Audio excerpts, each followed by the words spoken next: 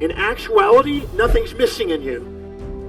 You have a profound contribution to the planet available to you, but if you compare yourself to other people and think you're supposed to be like them, and then try to live outside your values, you will beat yourself up.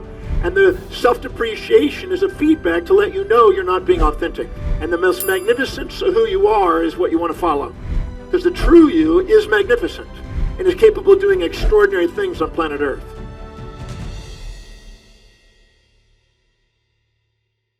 I don't ever need to be reminded to do my research every single day and my writing. I've actually written well over 300 books. Nobody has to remind me to do that. Your life demonstrates your values. Tell me what you can't wait to get up in the morning and do, and I'll tell you what you value most. You do not procrastinate, hesitate, and frustrate on things that are important to you. If you're procrastinating on things you say are important to you, what you say is important to you is not. Because if it's really important to you, you don't let things from the outside dictate it. It's not distractible. It's something that's focused. Your highest value is intrinsic. It's spontaneous from within. Your lowest value is extrinsic. You need things from without. Your brain is a highest value seeking and fulfilling organ. Your brain undergoes neuroplasticity and remodeling to help you fulfill what's most meaningful to you. Your sensory, your decision-making, and your motor functions, how you perceive the world, how you make decisions, and how you act, is based on what you value most. A mother who has 3 beautiful children under the age of 35, if she walks in a mall or a shopping center, she will selectively bias her attention to things relating to children. She will see things related to children. She will make decisions quickly accordingly, and she'll act with discipline and perseverance towards the achievement of things for her children. If you're an entrepreneur and you're dedicated to wealth building and serving people, then you'll do the same thing. The same mall, you will not see children's items, you will see entrepreneurial servicing items. You will filter your reality according to what you value most. You will filter your opportunities according to what you value most. So tell me what your hierarchy of values are, and I'll tell you what you will see as opportunities. You will automatically, spontaneously synchronize and absorb opportunities according to what you value most.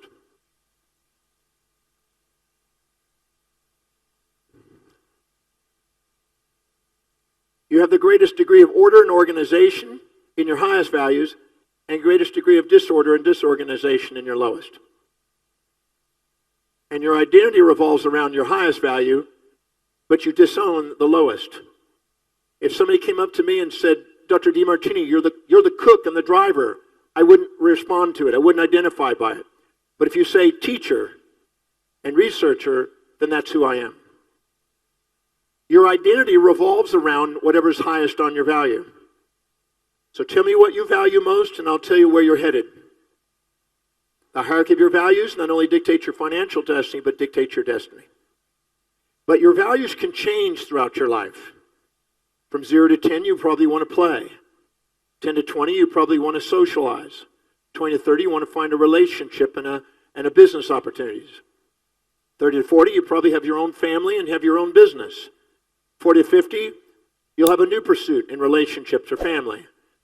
But each decade you can see tweaks and changes in your value structure, and your life's journey is a summation of all your value changes, all the destinies you've had according to your values. But if you do not value wealth building, then you will spend your money on things you value instead.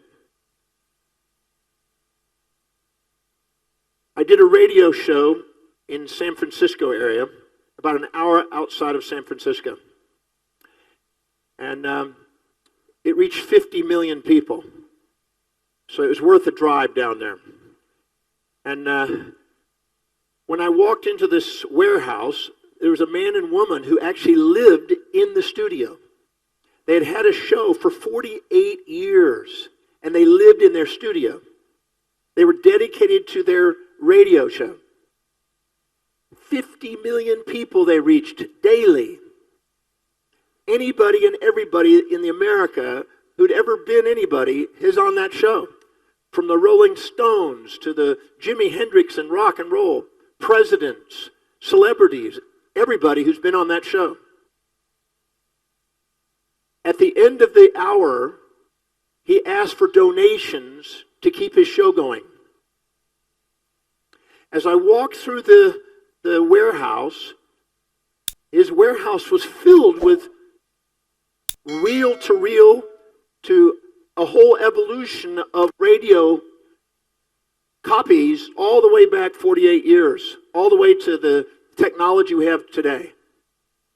He had $1 billion worth of assets and intellectual property sitting in his warehouse, and he was asking for a donation of $5 and $10 to keep his show going.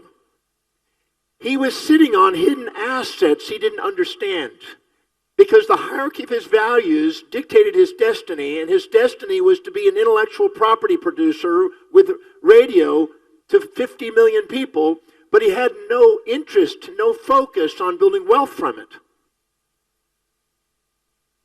Everybody in this room has wealth, but not financial wealth. You may have beautiful children that are priceless. You may have intellectual understanding from all the seminars and things that hasn't been packaged yet. You may have social contacts and connections with people around the world that you haven't capitalized on and leveraged.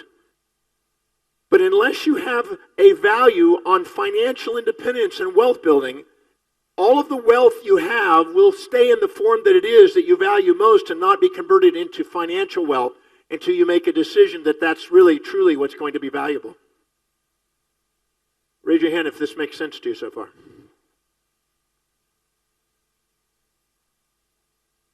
I didn't have a decision or a change in my value for wealth building until I turned 28. I was good at making money. I would accumulate it and then go on a trip and spend it. I'd do it and I'd buy a car.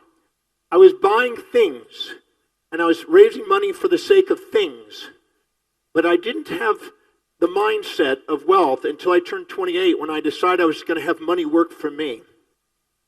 I had spent the first 28 years of my life working for money so I could get it to buy things that I wanted. And I was then starting all over and saving and working and saving money again to buy something else and then start all over. I was working for money as its slave, not becoming a master of money and have it work for me. It wasn't until I turned 28 that shifted. And it really started when I realized that if I continued at the rate I was going and another 28 years was to go by, I would not have money working for me. And one of my goals was to have financial independence. So I realized that when I did my own valuation of my values, my life was not demonstrating wealth, financial wealth. It was demonstrating intellectual. The second I get money, I'd go buy books. I used to read 4 to 7 books, sometimes 18 books in a day. Reading. Intellectual property at the time. Traveling was important. But it wasn't until I actually decided I want financial independence as one of my values too, that's when it shifted. And then in a very short period of time, it shifted very powerfully. So until you value wealth building, and it's got to be more valuable than the things you're spending your money on, then otherwise you will keep spending money on things and you'll be working for those things.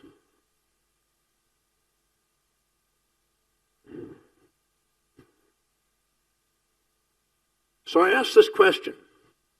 What happens if you set a goal that's aligned with your values? Well, let's take a look.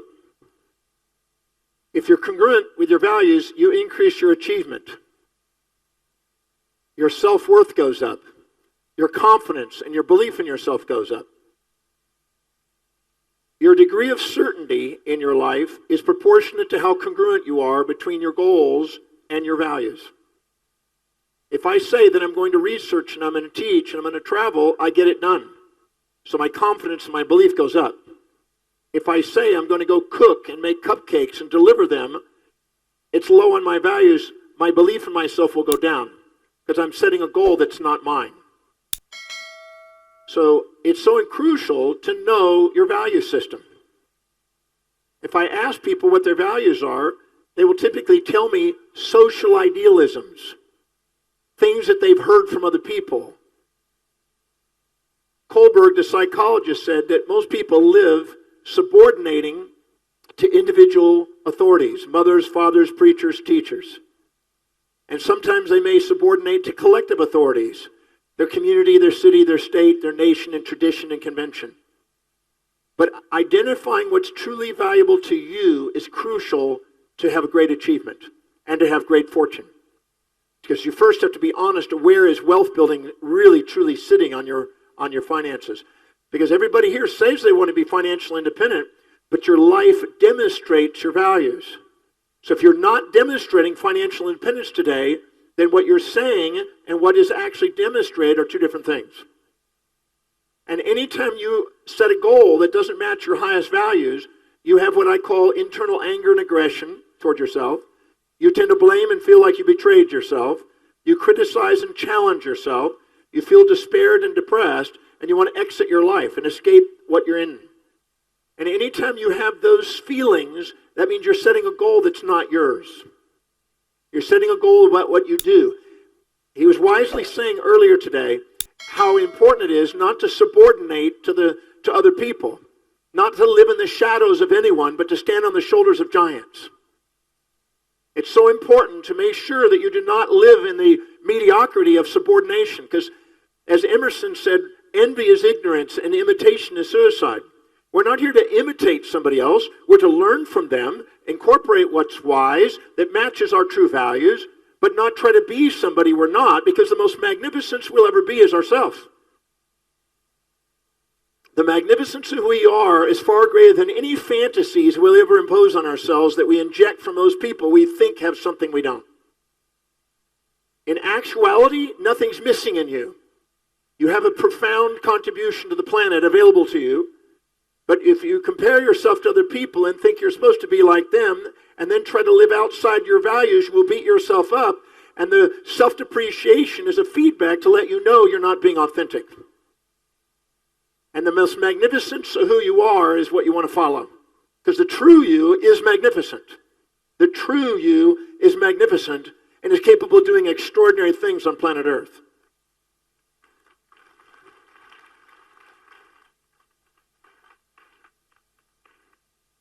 So if you set a goal that's been injected from outside authorities, you'll decrease your achievement.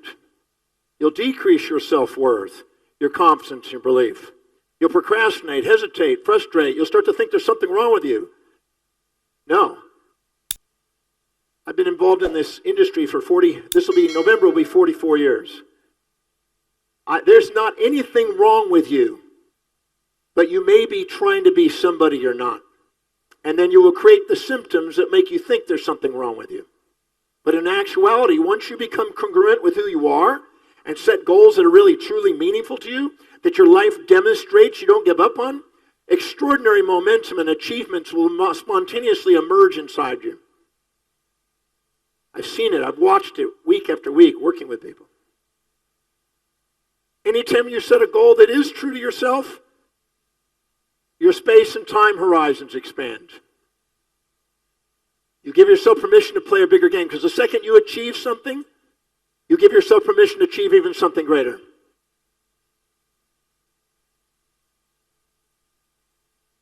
The second you achieve what it is that's congruent with your values, you give yourself permission to do something even greater.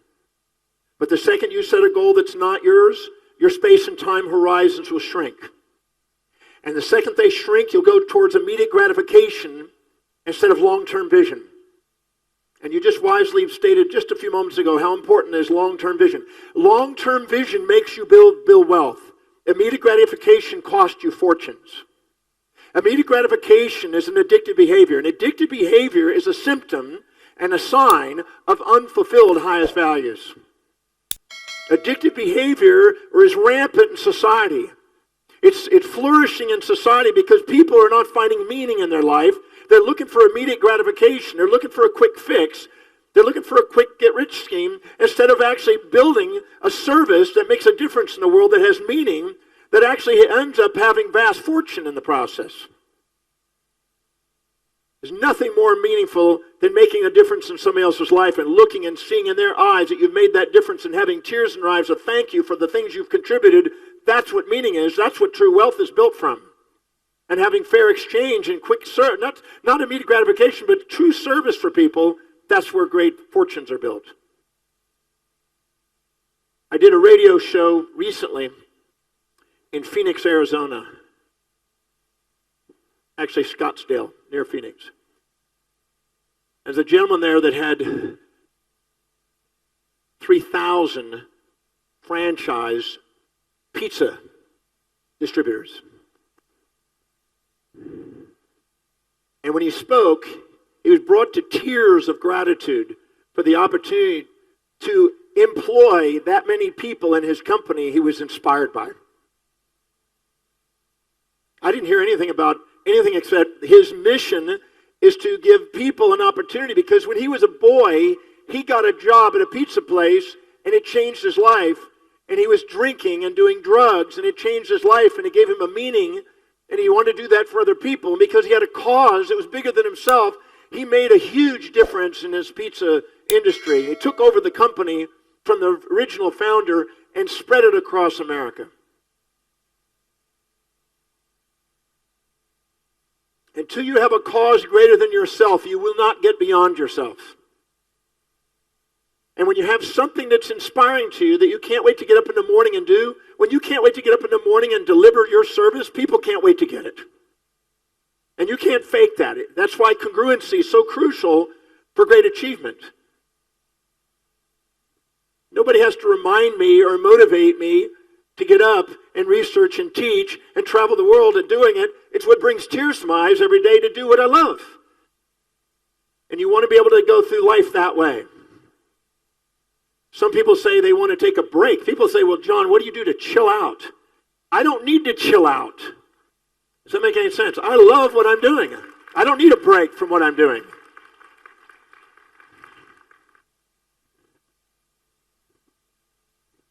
If there were 500 days in the year, I'd do 500 days. Because when I was 17, I was laying face down in a tent, nearly dead. And I said, if I make it through this ordeal, I want to do something meaningful in my life, something that was really inspiring, that makes a difference. Am I correct that everyone in this room wants to make a vast difference in the world? Am I correct? That's the truth. So accessing what it is that is inspiring to you, what some people call the calling in life, the thing that you have a burning desire to do, something that you can't wait to get up in the morning and do, is powerful, that is unstoppable. No mortal can interfere with an immortal visionary. No mortal on this planet can interfere with a mortal visionary. Somebody that's so inspired from within, there's no stopping them.